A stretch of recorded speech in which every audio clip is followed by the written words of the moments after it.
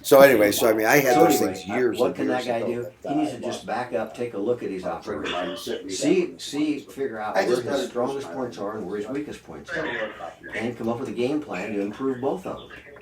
Because your strongest points, there's always change, as you very well know. With Yes, your deep that's for technology sure. background. Yeah. That's changing every day, you know. And what worked 3 days ago may not be the best mousetrap today.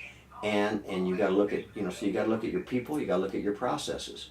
And, it's all about your people. And if you don't have the right people, in 48 years in this business, Sean, I'm going to make a statement Yes. that'll blow people's minds. Do you want to look at the camera when you do it? You don't have to look at me. All In right. 48 years, I've never had an unemployment claim.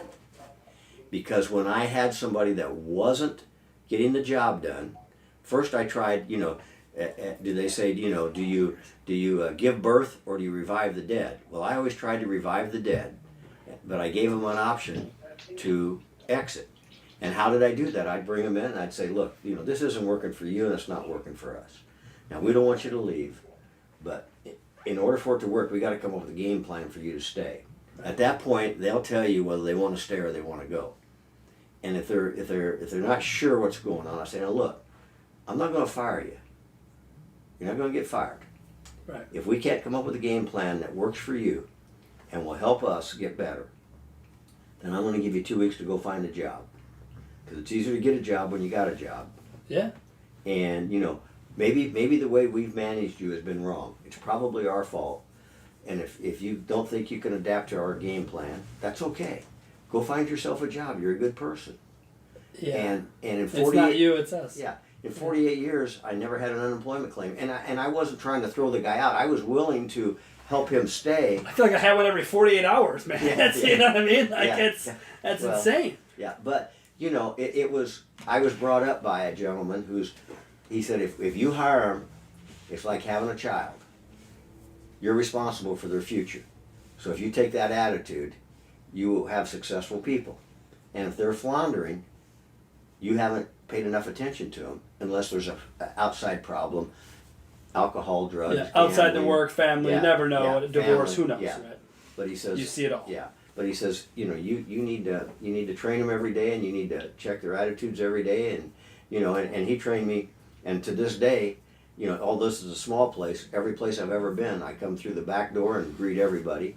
I know everybody, and in all 17 of those rooftops that I work for, recently in the last 10 years, I knew every manager, I knew every office person, I knew every receptionist, I knew every wash guy.